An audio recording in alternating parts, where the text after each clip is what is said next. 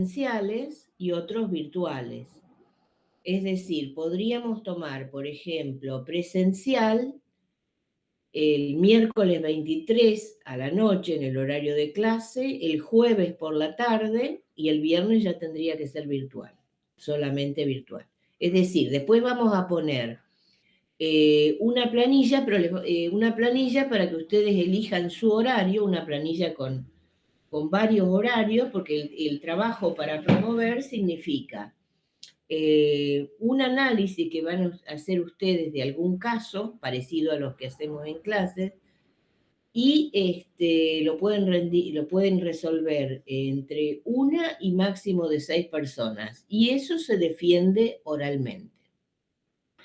Quienes aprueben esa instancia con una nota correcta pueden estar tanto en el régimen de promoción o quedar como alumnos regulares.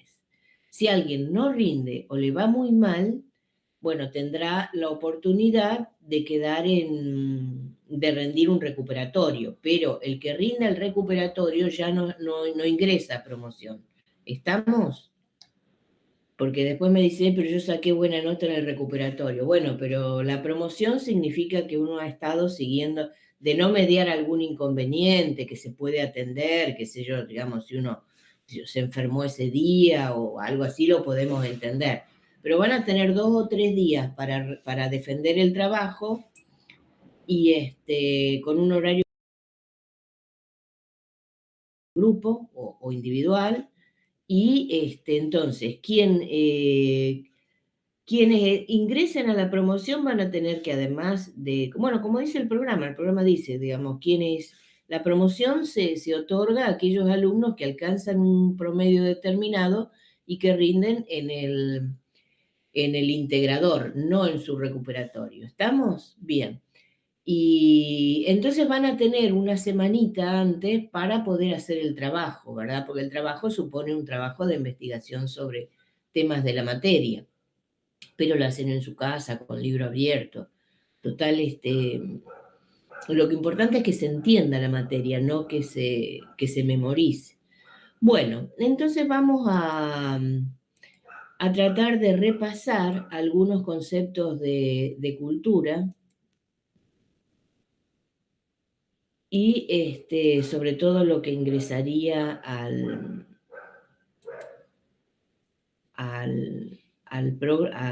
examen. Y bueno, y ya vamos entonces a hacer este repaso más o menos 20, 25 minutos. Bueno, ¿qué qué es una cultura organizacional? Bueno, una cultura es, ustedes saben que la cultura ha sido uno de los temas más importantes, o sea, los temas ¿se acuerdan que yo les había comentado que después de la Guerra Fría, después de la Segunda Guerra Mundial y después de la Guerra Fría sobre todo, o más o menos, digamos, ya cuando estaba finalizando, comienzan los estudios de cultura organizacional, es decir, ¿se acuerdan que dijimos años 70, por ahí, ya una vez restablecidas ciertos parámetros de las guerras, de las guerras mundiales, pasaron varios años, es cierto, pero no en el término, no en lo que hace a la recuperación de las sociedades, ¿verdad? Y entonces empieza el estudio sobre las organizaciones, convencidos todos, todo el mundo en realidad, que tener bien a las organizaciones, es decir, en la medida que las organizaciones podían ser eficientes, en la medida en que las organizaciones estaban bien armadas, no solamente producían bien y tenían una supervivencia, sino que se generaba un beneficio social importante, que pasaba tanto por darle a las personas lo mínimo como sociedad, es decir, eh, uno es miembro de una sociedad y tenés ese concepto de ser ciudadano, ¿verdad? Entonces, si sos ciudadano, tenés que tener derechos. Y disculpe si alguno piensa lo mismo, yo creo que derecho no es solamente derecho a morirse, como algunos dicen ahora. Creo que uno tiene derecho primero a una buena vida. Entonces, esto se lo garantizaba, digamos, que una sociedad, que las organizaciones estén bien, porque no solamente transmitían los bienes y producían los bienes mínimos que uno como sociedad necesita, sino que transmiten también lo que era una idea de bienestar, de trabajo y de cultura, además de disciplina de trabajo, ¿verdad? En general, vieron que los primeros problemas que había en las sociedades, cuando empieza después de la Revolución Industrial, eran las formas de organizar el trabajo. Esto más o menos ya se había acordado, pero,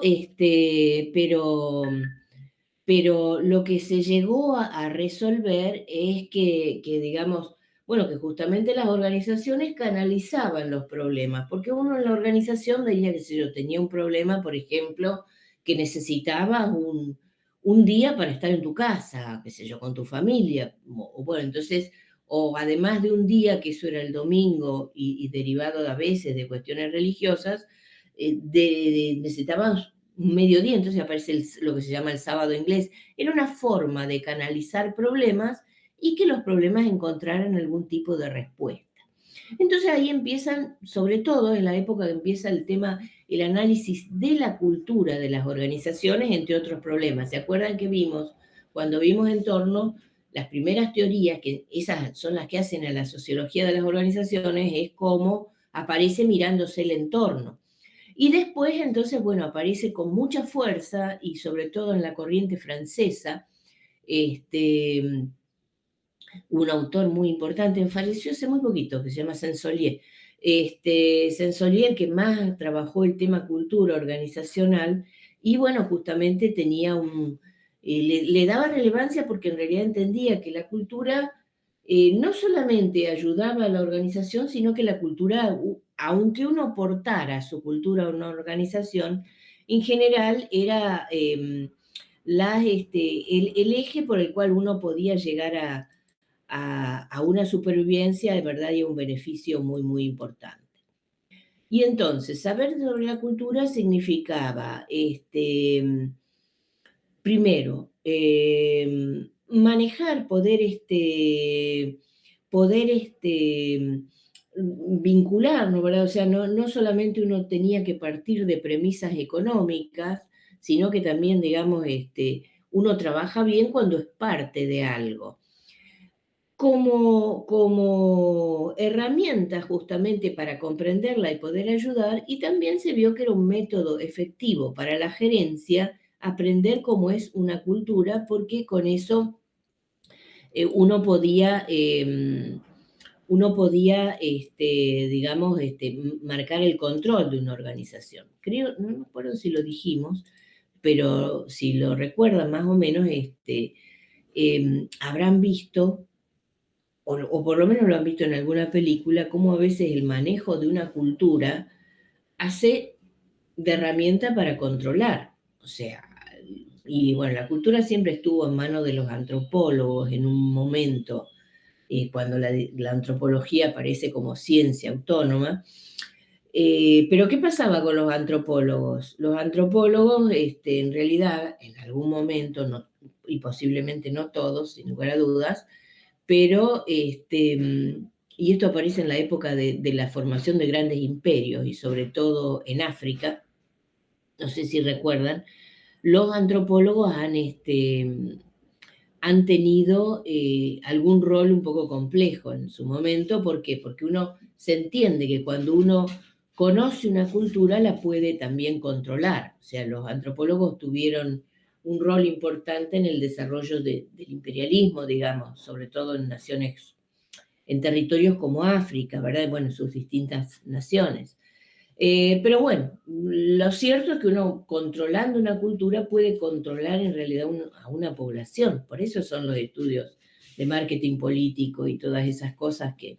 ¿Por qué? Porque a uno le parece que está resolviendo, y en realidad son formas de dominio también, ¿no? Bueno, sin llegar a estas perspectivas, también es cierto, o sí, como todo, como toda disciplina, uno puede abusar del conocimiento o usarla para un bienestar y hacerlo respetuoso de las personas, ¿verdad?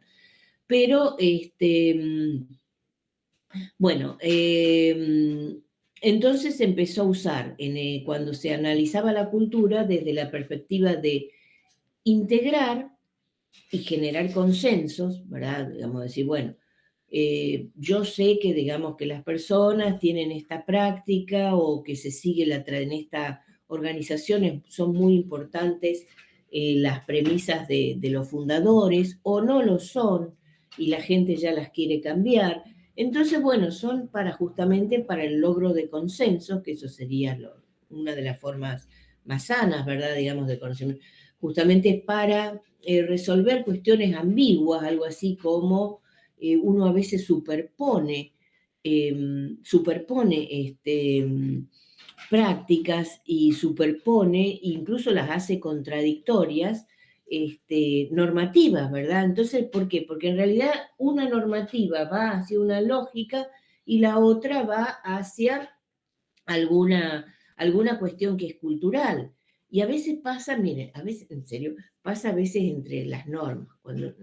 Hace muchos años cuando yo estudiaba, me acuerdo que nos habían puesto como ejemplo de alguna cuestión la constitución de una provincia, ¿verdad? Entonces en la misma constitución había una situación ambigua tremenda. Por una parte se ve que algún sector que se destinaba a salud decía que todo lo que era la fauna urbana, o sea, perros, gatos o lo que fuere, ¿verdad? Digamos, en ese lugar, para evitar zoonosis, el Estado provincial tenía que hacerse cargo y darle una respuesta. Algo así como decir, bueno, hay que eliminar la fauna urbana sobrante.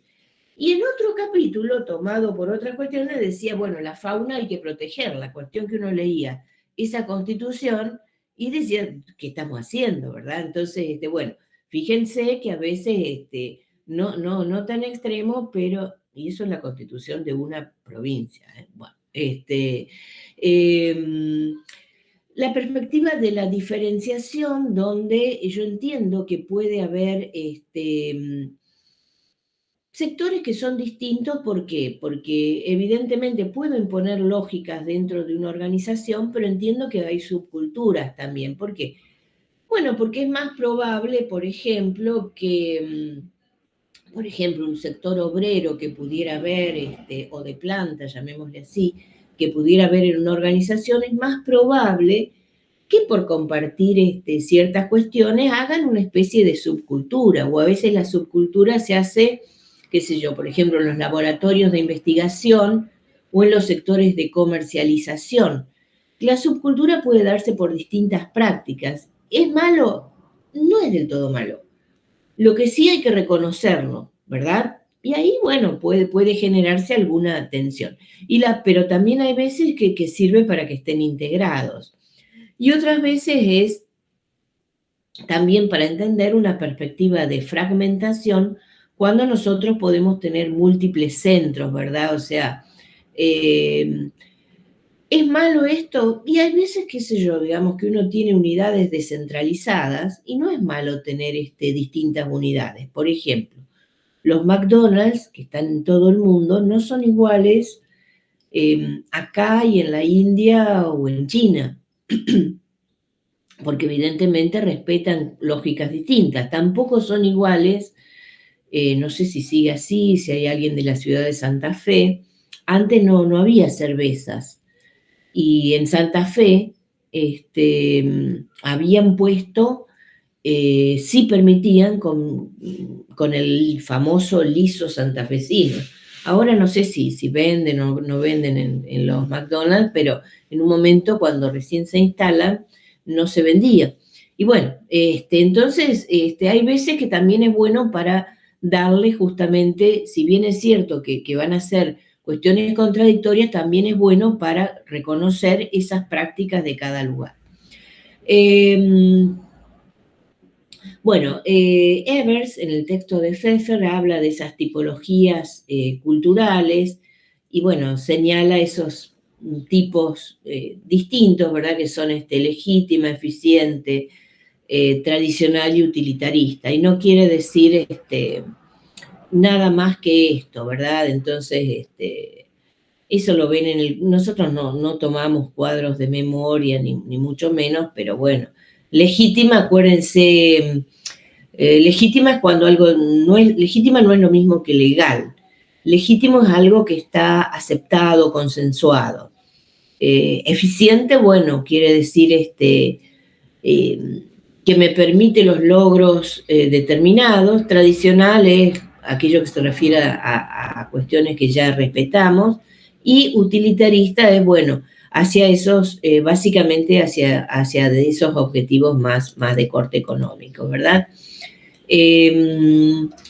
Kunda, también en Kunda ya señala que, bueno, esa idea de el control cultural puede hacerse, o uno lo puede diseñar, para de alguna forma eliminar o disminuir esa relevancia que podemos darle a las estructuras burocráticas. Ustedes saben que la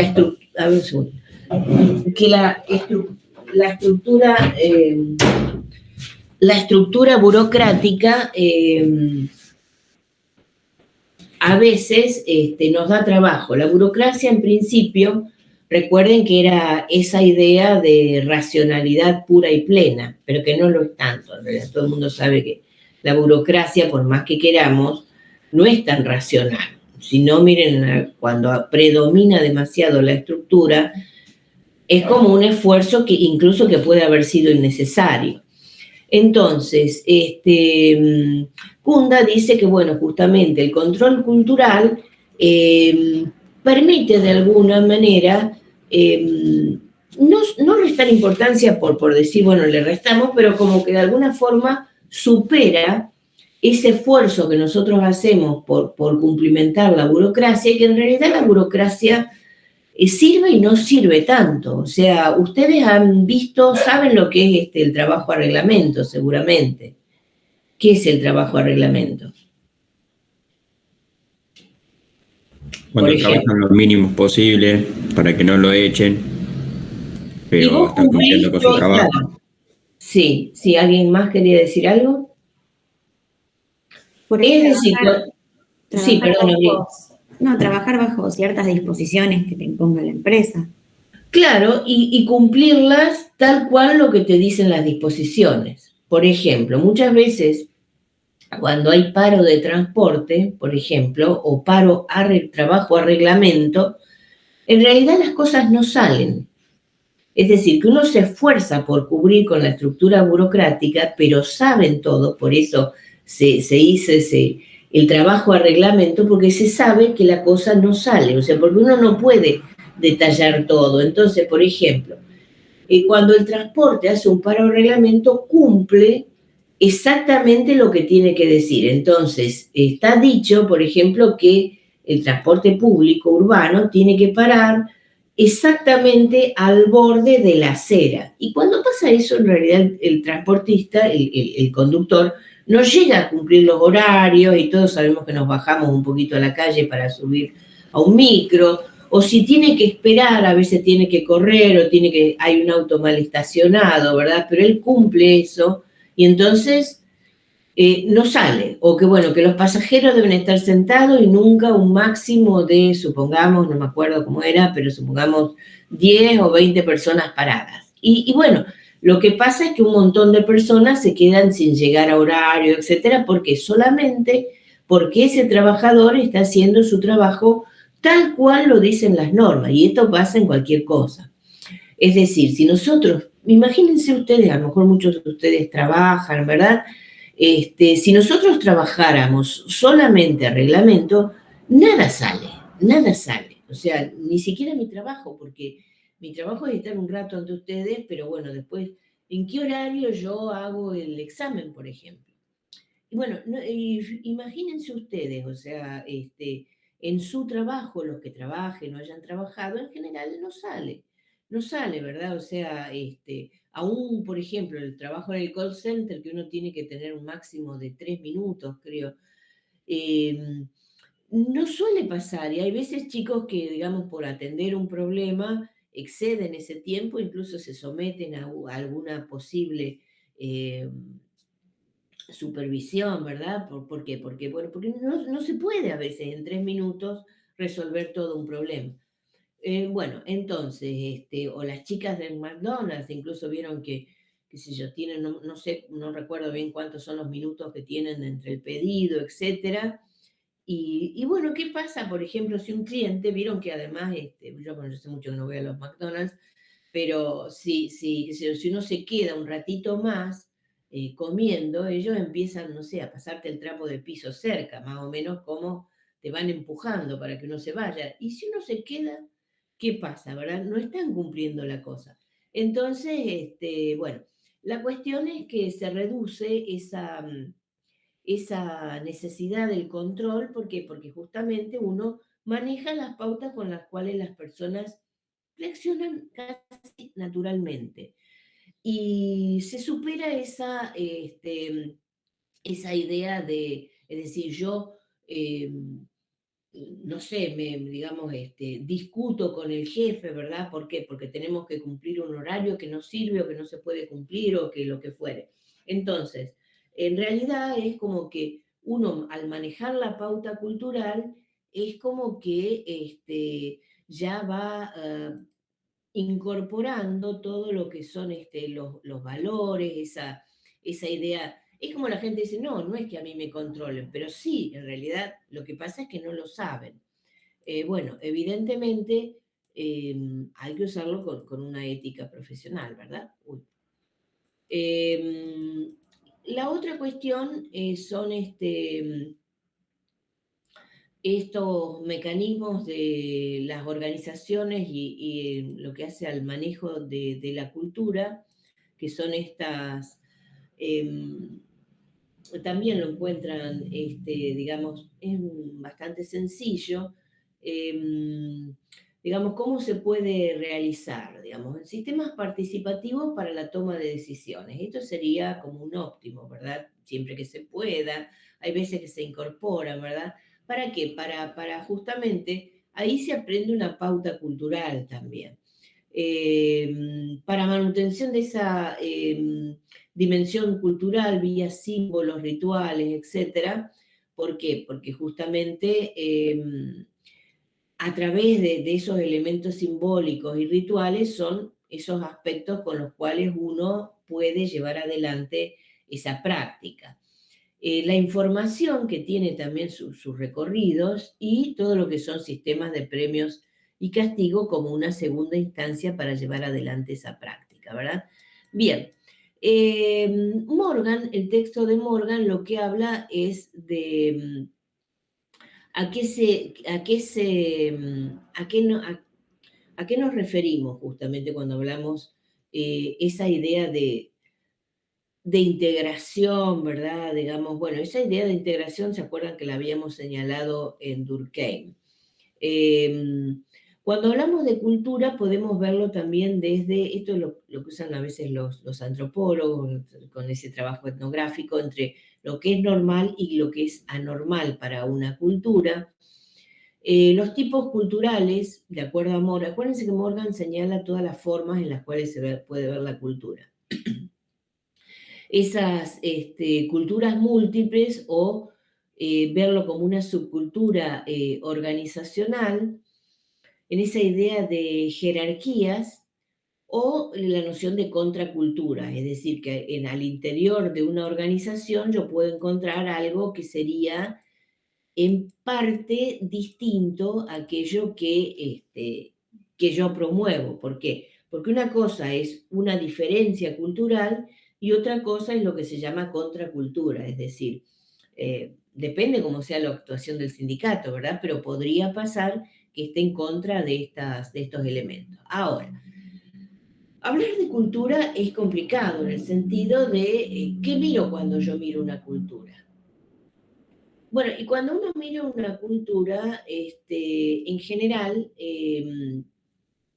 lo que yo voy a ir viendo son estos componentes, ¿verdad? Digamos, estos componentes, estos componentes que son todo lo que serían ideas, valores, conocimientos. Por ejemplo, ¿qué miden ustedes de una cultura? Si yo les digo, caractericen, por ejemplo, la cultura del rosarino, del argentino, etc. Por ejemplo, no les pido que hagan una caracterización, pero ¿qué mirarían? ¿Qué mirarían, por ejemplo? Por ejemplo, lo usual es mirar siempre esa idea de valores. Primero, ¿por qué? ¿Qué es un valor? ¿Qué idea tienen ustedes de un valor?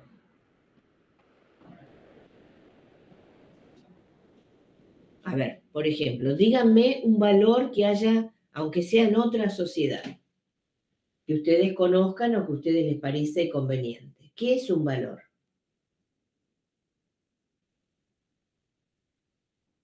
A ver quién me da un ejemplo de algo que sea un valor.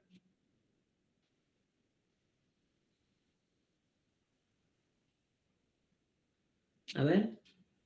Bueno, no se peleen, díganme alguno, vamos. Arriesguen, no pasa, no pasa nada.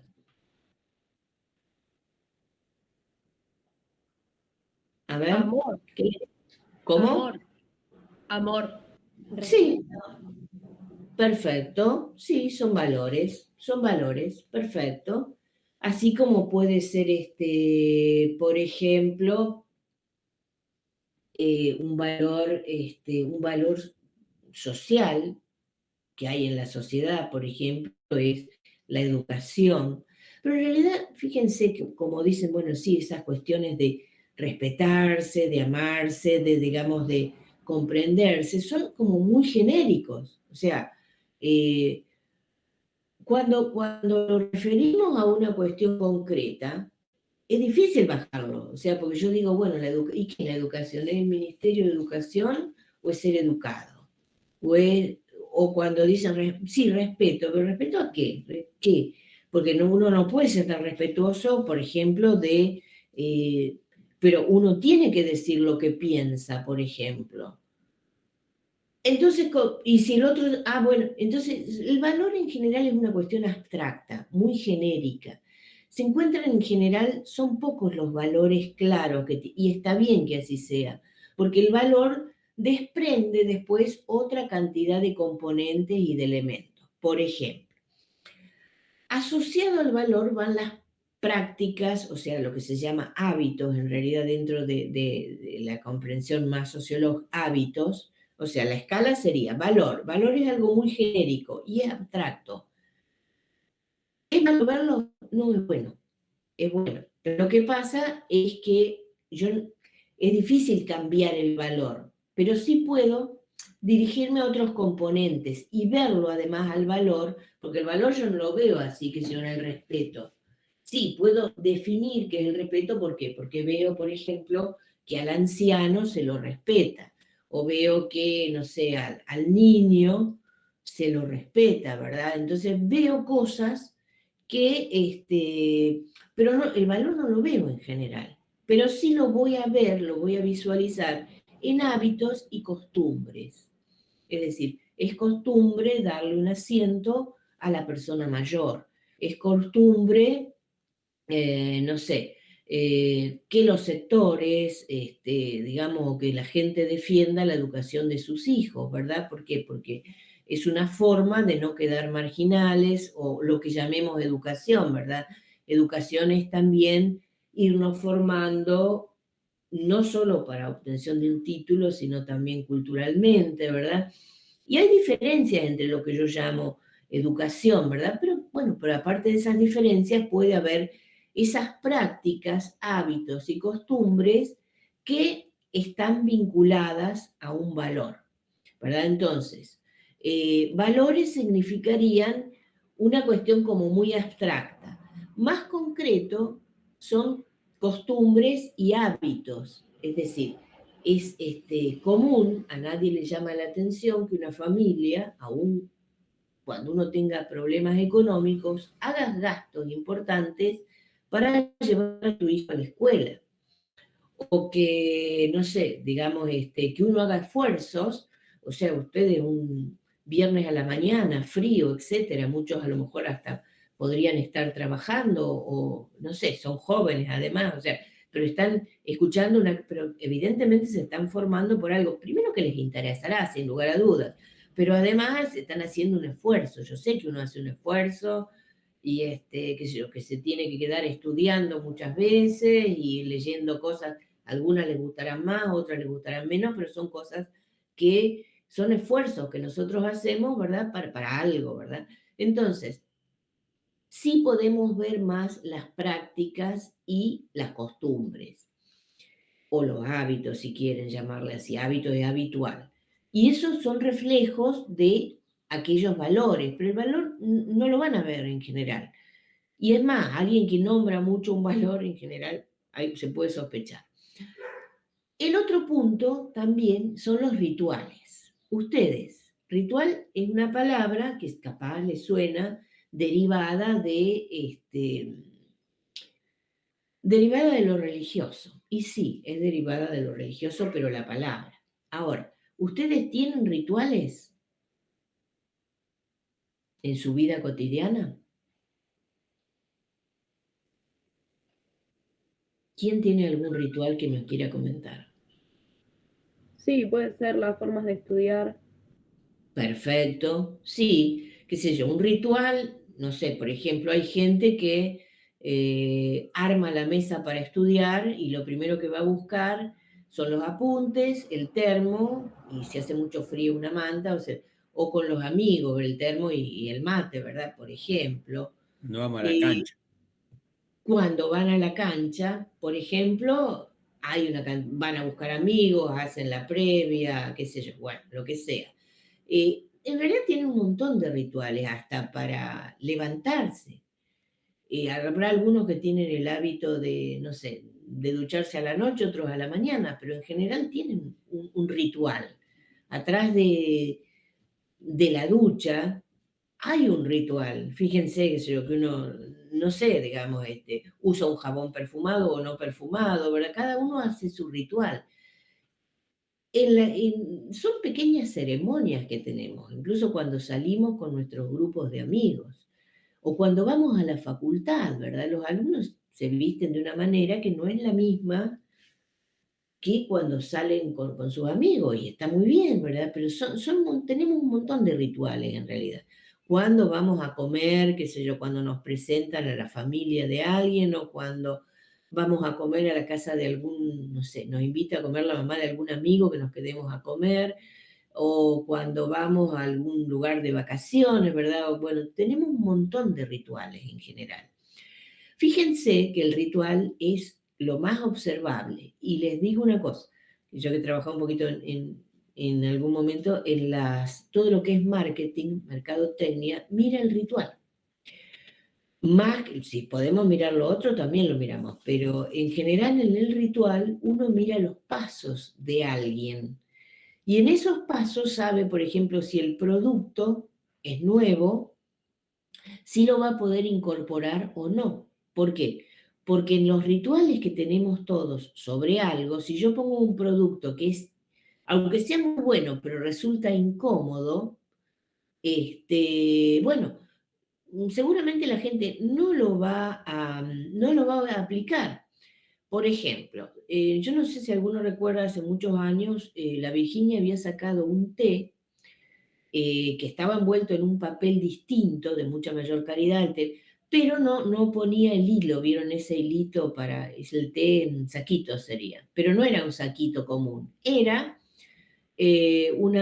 como una especie de gasa, ¿verdad? Que uno la tenía que sacar ya no con el hilo, sino con esa cucharita.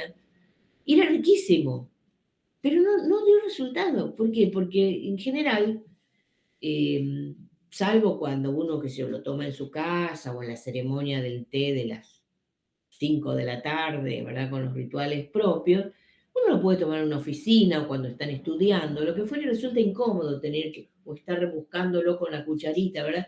Eso no dio, ¿por qué? Porque justamente en los rituales que nosotros tenemos para el tomar el té en saquitos, por ejemplo, que a lo mejor un exquisito del té no toma en saquitos, ¿verdad? Porque pues, no le gusta el hilo, no le busca ese té, digamos, el té suelto, el té nebras, ¿verdad? Entonces, eso no dio ¿por qué? Porque afectaba justamente los rituales que uno tiene posiblemente para tomar el té en saquitos, que lo tomás en una oficina o lo tomás cuando estás apurado o ya lo tenés muy incorporado a la práctica de sacar el té con el, digamos, con el papelito y tirar del hilo y ya sale el saquito listo. Entonces eso no dio resultado. O por ejemplo, yo quiero incorporar algo, no sé, en lo que sería cuando las mujeres se maquillan o se demaquillan. Es decir, bueno, a lo mejor esa vincha, podríamos decir, no sirve, pero sirve ¿por qué? Porque me aleja. Entonces, ¿por qué? ¿Es cómodo? ¿No es cómodo? Bueno, en general, fíjense, la gente de mercadotecnia mira siempre porque es mucho más fácil y observable el ritual. Y ahí se mide cualquier producto. Hagan ustedes cualquier práctica, van a ver que el ritual es lo más próximo. Sí tenemos mucho más, somos una empresa mucho más grande, Coca-Cola, las bebidas cola, todo eso pueden usarlo, pero no tanto como ¿verdad? Las empresas más chicas. Bueno, y la otra cuestión que en realidad también es importante es lo que es el lenguaje. ¿El lenguaje por qué? ¿Qué es el lenguaje? ¿Por qué es importante el lenguaje como componente de la cultura? Porque se sabe que nosotros nos referimos a distintas cosas con una denominación que pasa por una forma de llamarlo. Cuando yo quiero mucho a algo, o sea, como sociedad queremos mucho a algo, lo llamamos de una forma que es distinta a la usual, o tenemos muchas más palabras respecto a algo. No sé, un ejemplo común es ver, bueno, después pregúntenle a Yelén, cuando no está Yelén, no está todavía, que ella se los va a poder explicar mejor. A Yelén vieron que sabe chino, es profesora de chino. Y por ejemplo, nosotros decimos, qué sé yo, los viejos, o no sé, digamos, los adultos mayores se llama ahora, antes se llamaba la tercera edad, ahora se llaman adultos mayores. ¿Cuál es la idea? La idea es que nosotros siempre nos referimos a algo porque en general como sociedad le tenemos afecto, es decir, uno puede decir Diego Maradona o hablar de el Diego. Y guste o no, qué sé yo, hay algún consenso en que Diego es querido en la sociedad, o por lo menos mayoritariamente. Yo, por ejemplo. ¿Por qué? Porque, bueno, en fin, por muchas cuestiones. Entonces, fíjense que lo que nosotros llamamos, por ejemplo, para llamar anciano, es una palabra, después le preguntan a Yelen, que no tiene el mismo significado de anciano o en las culturas orientales. Si yo digo anciano, bueno, anciano puede tener una palabra, uno lo puede traducir, pero al traducirlo, en realidad la palabra anciano tiene otra significación. Es un concepto que indica algo así como decir persona respetada o persona venerada a quien respeto, algo así, no me acuerdo bien cómo es, pero digamos, o la cantidad de palabras que nosotros decimos ancianos, decimos los viejos, ¿verdad? Y a veces hasta viejo podría tener una significación de afecto, pero no siempre. Entonces, fíjense que el lenguaje es muy importante. A veces prestar atención a las sutilezas que hay. El lenguaje me interpreta aquellos que uno valora o que no valora. Y entonces, bueno, ¿cómo se cumple? Acá estábamos hablando del lenguaje, Ayelén, justo. Digamos, y cómo palabras. ¿Qué tal? Buen día. Hola, Merce, a todos. Estamos haciendo un repasito nomás. Estamos haciendo un repasito. Bárbaro. Bienvenido. Cómo la palabra anciano a lo mejor puede tener un sentido o viejo, ¿verdad? Como nosotros decimos. No sé cómo es en las culturas orientales, ¿verdad? Porque a lo mejor la palabra anciano o viejo, como nosotros le decimos, bueno, ahora se le llama personas de los adultos mayores, ya no de la tercera edad. Pero me parece, no sé, vos que tenés más experiencia, cómo uno al decir el viejo, ¿verdad? Digamos, a lo mejor anciano para una cultura oriental tiene otra significación genérica, ¿verdad? No sé, Sí, claro, por ejemplo, sí. cuando uno dice el viejo, acá decimos el viejo, vos cómo lo, para un oriental, ¿qué significa un anciano para una... Claro, eso es re interesante. La palabra viejo, o sea, nosotros encima digamos, en nuestro idioma, decir la palabra viejo, uno lo puede vincular directamente, me imagino, no sé, con un suéter viejo, digamos, este suéter es muy viejo, que uno dice una prenda, algo material, es vieja, es antigua, o quizás porque tiene muchos años. Y por otro lado, el mismo adjetivo lo aplicamos para una mascota, lo aplicamos para una persona.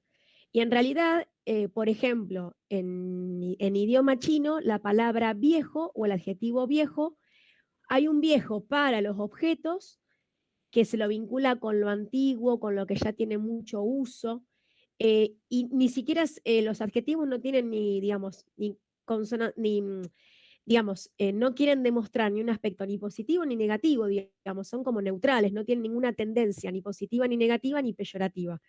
Uno dice algo es viejo porque tiene uso, porque puede estar desgastado, y bueno, es por el paso del tiempo. Hay un viejo, una palabra que significa viejo para los objetos materiales y para las personas, en realidad no se les dice viejos, sino que se les dice sabios. En realidad uno lo puede traducir como, bueno, mi abuela es vieja o mi abuela es muy vieja. Ellos no dicen mi abuela es grande, tampoco lo dicen, es mi abuela es vieja porque esa palabra vieja es sabia, es de la experiencia y la sabiduría. Y es la misma palabra que tienen los docentes. O sea, la misma palabra para los docentes es la misma palabra para los abuelos, porque para Ah, ellos la palabra viejo en realidad es sabio. mira, bueno, Así que va vieron para ese que lugar. la diferencia con respecto al idioma y todo lo que simboliza y representa, ¿no? Bueno, justo apareciste ayer, me sacaste de esa duda. Justo. Bueno, y bueno, acá son esto lo miran nomás, las ventajas y las desventajas, eso lo pueden leer ustedes, y después el tema ayer le estamos haciendo un pequeño repaso de los puntos Perfecto. que ingresan al examen. El Bien. tema identidad. La identidad es algo la identidad es algo que, a ver, que nos vincula en ese yo nosotros. O sea, cuando hablamos de identidad siempre estamos hablando, yo para decir quién soy, no, en general, a ver, Robinson Crusoe no lo decía de sí mismo, pero sí tenés que hacer referencia a otros, o sea, no es que, porque cuando hablo de un yo, el yo no es nada en abstracto, pero sí un yo y un nosotros, o sea, yo me identifico, qué sé yo, con la hinchada de Newell's o con la hinchada de Central, o con el partido o con tal otra cuestión, ¿verdad? Porque hay un nosotros, pero también es importante que exista aquello que llamamos otro. ¿Para qué? Justamente para marcar la diferenciación. O sea, ¿qué es la identidad? La identidad no podríamos definirla para nosotros mismos o para una organización si no existieran otras cosas que fueran distintas de esa organización. A ver, la cultura, ¿yo la puedo cambiar?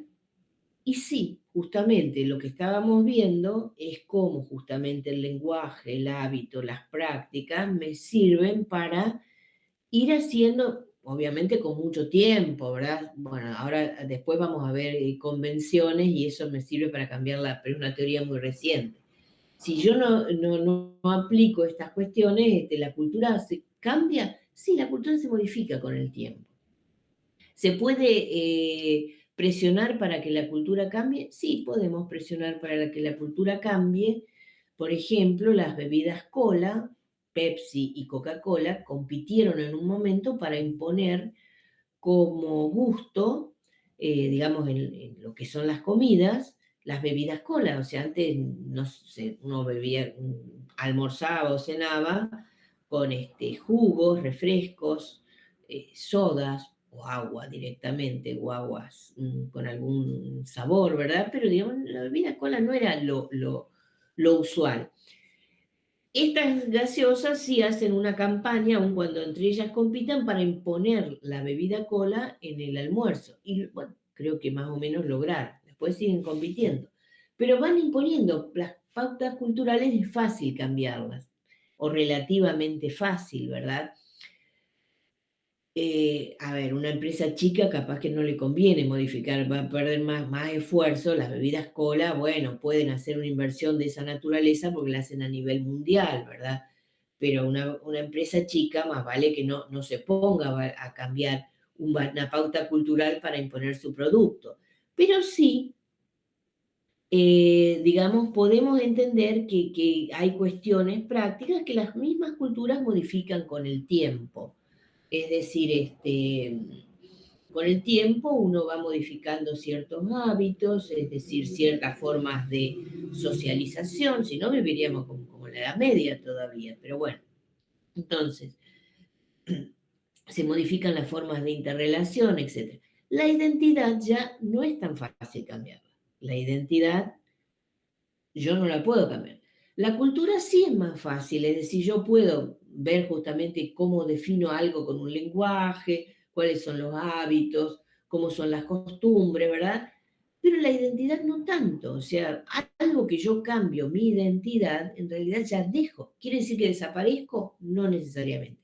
Pero ya no me van a vincular a lo anterior, porque ya salí de ese grupo, de esa identidad. Yo me identifico con otros sobre algo, es decir, soy una empresa, una organización que se dedica a, no sé, a la consultoría administrativa, o hago, no sé, estudios de mercadotecnia, o soy productor dentro de la rama de la metalmecánica. Pero, pero justamente yo me identifico con otros, ¿verdad? Que pueden no ser igual, no soy yo, pero esa identidad existe, porque yo encuentro similitudes con los otros. El otro, o sea, el distinto a ese yo, nosotros, existe también, y es importante que exista. Mientras no haya una patología, es decir, que yo esté... ¿Saben cuando hay patologías? Cuando uno pierde la noción del yo en el nosotros. Eso pasa, por ejemplo, en las sectas, o las actitudes fanáticas, o esas hinchadas donde matan a veces a un oponente. Vieron que a veces se pierde la noción. ¿Y qué pasa? Entonces, porque el otro que tenía la camiseta ¿se acuerdan hace muchos años? Bueno, no me acuerdo, y que mataron a un nenito o lo golpearon, no recuerdo bien cómo fue, pero un nenito nomás que tenía una camiseta del otro equipo y estaba justo, quedó ahí en medio de una hinchada y bueno, o sea, que perdieron la noción de un yo, o sea, ese yo se fusionó tanto con el nosotros que el otro, aun cuando fuera un menor o lo que fuera, ¿verdad? Entonces es el enemigo, es la cosa.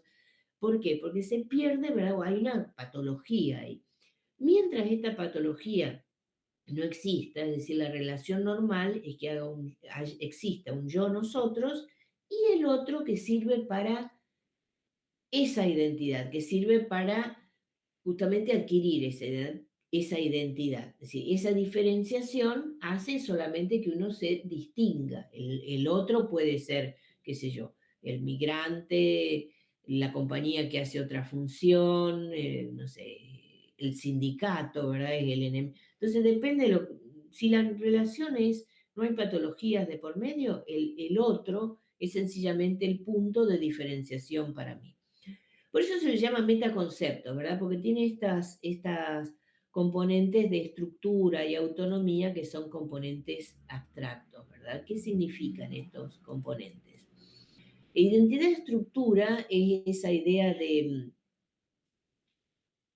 espacio-temporal, ¿verdad? Son esos componentes dentro de la estructura, esa idea de la contingencia, es decir, la posibilidad de llevar adelante algo, o esa idea de plasticidad, porque ninguna estructura está siempre igual. Y de esto se deriva ese concepto de identidad esquema e identidad construcción. ¿Qué es la identidad esquema? Esquema es cuando yo, por ejemplo, me identifico con los que son más o menos dentro de la misma rama de actividad. ¿Por qué? Porque esquemáticamente, esto es el texto de Etkin y Schwarstein, el tema de identidad. Le han puesto ahí un concepto de digamos, puntos notables. O sea, yo no soy igual a la otra compañía que hace lo mismo que yo, pero hay como rasgos comunes, es decir, somos de la rama metalmecánica, por ejemplo, o somos una compañía que hace servicios, o estamos en una institución educativa. Bueno, entonces, tenemos componentes, no soy igual, no soy el otro, pero sí me puedo identificar, es decir, como rasgos comunes vamos a tener. Identidad construcción es aquello que yo reconozco que es propio de mí, sin romper el esquema natural. Es decir, es algo que me distingue del otro, pero es algo que yo construí. O sea, yo puedo estar dentro de la rama de la metalmecánica, pero hago, por ejemplo, una pieza de repuesto y la hago solamente a pedido. O soy de la rama de la metalmecánica y hago la pieza completa, pero no hago repuestos. El que se rompió, vaya a buscar por otro lado. Entonces, fíjense que en realidad construcción o yo distribuyo, vendo solamente acá, no pongo ninguna sucursal. Vengan, quieren comprar, vengan a la planta. Puede ser, está mal, no está mal, pero yo me muevo así. Otro puede decir, no, yo estoy en todo el país. Entonces, esquema sería, por ejemplo, si lo toman como en el Automóvil Club Argentino, ¿cuál sería el rasgo central del Automóvil Club Argentino?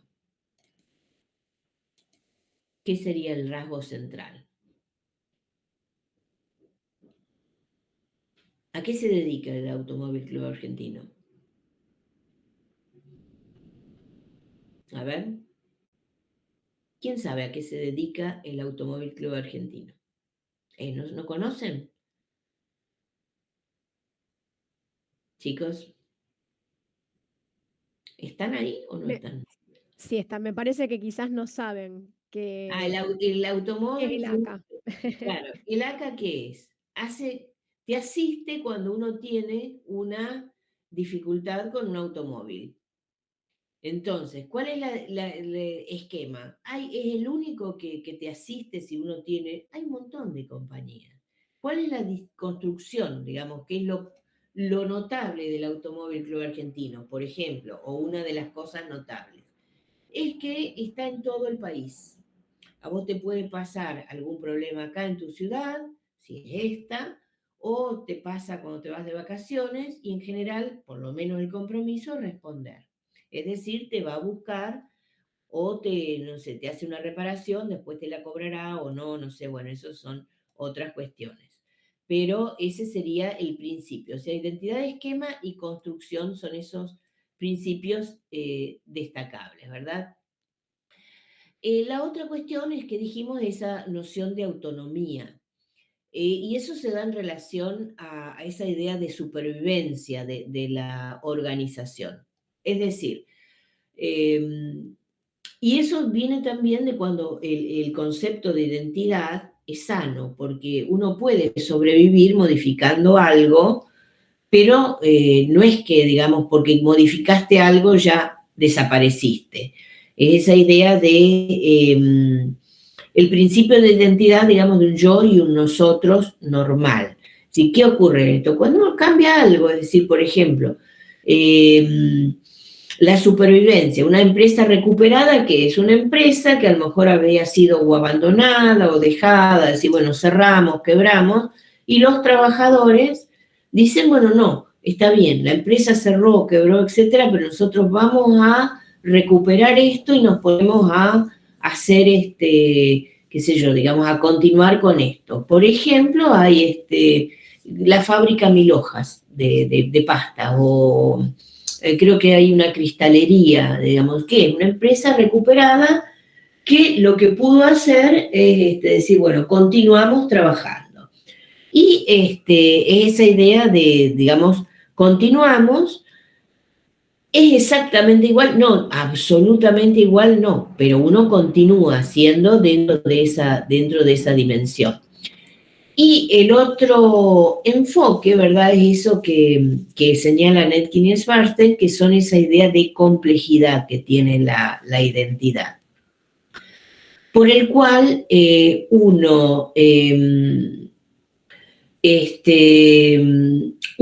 digamos, lleva adelante, ojo con esto, que puede estar, es decir, son preguntas, lo que se llama dialógica o dialéctica.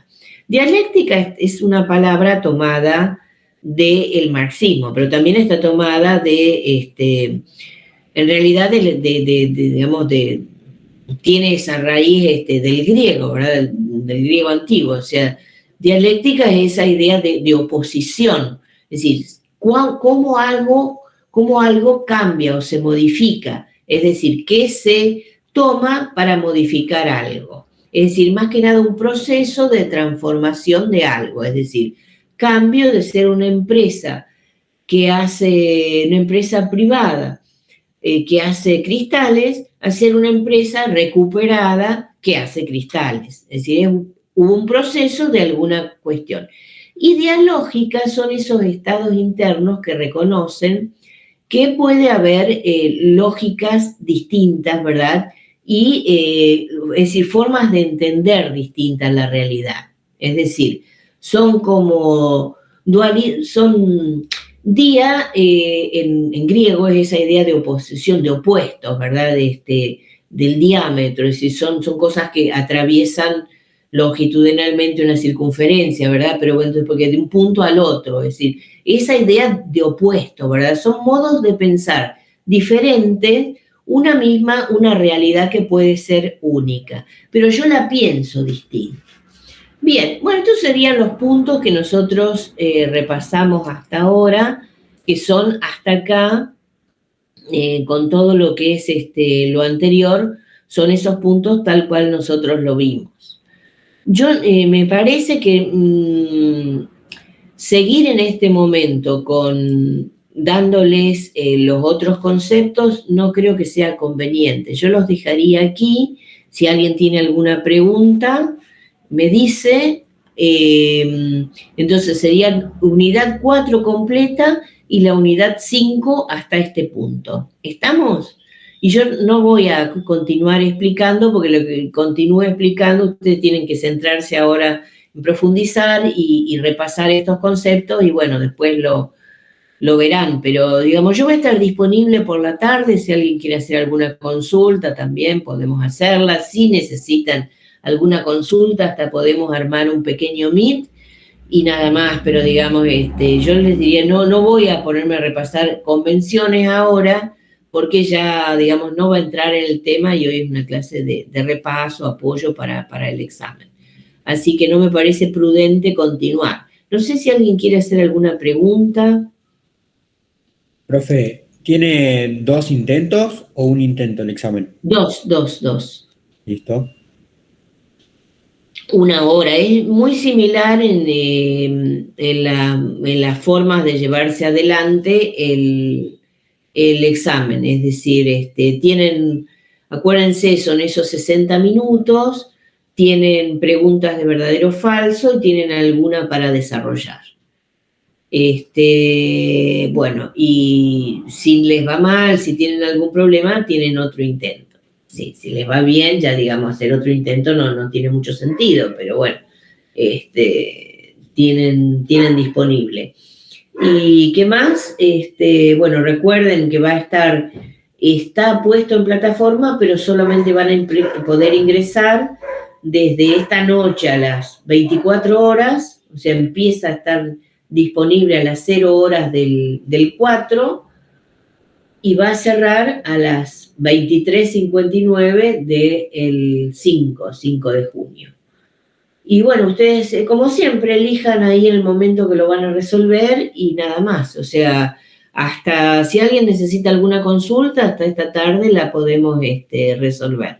Si necesita alguna consulta, pueden hacerla, mandan un mail, con la forma que ustedes quieran. Pero ya les digo, los contenidos son estos. Si no han tenido problemas con la unidad 4, según me dijeron, y a partir de este repaso no han tenido mayores dificultades, creo que no las van a tener. O sea, si queda alguna pregunta que nos quieran hacer a Yelén o a mí, pueden hacerla ahora y si no, repasen. Y bueno, estaríamos disponibles para alguna consulta si la necesitan. Ya el sábado y domingo no se hacen consultas, digamos, ya están rindiendo. Así que bueno. Bueno, entonces los dejamos ahora. Si quieren preguntar algo, pregunten y ahora o nos preguntan después. Pero ya los dejaríamos. Y entonces, recuerden, la clase que viene vamos a cerrar el tema convenciones y la siguiente la unidad 6, que es corta en general. Y ya a partir de eso van a tener disponible para hacer resolver en su casa los temas del integrador, que todavía no ya los estamos poniendo en plataforma, pero no están plenamente disponibles. Así que, bueno, eso después que terminemos la unidad 6. Así que, bueno, ahí los dejamos entonces. Si no van a hacer preguntas, los dejamos. Bueno, ¿listo? Perfecto. Genial, bueno, muchos éxitos a todos. Chao, suerte. Buen fin de semana. Hasta luego. Chau, chau. Y también, suerte entonces,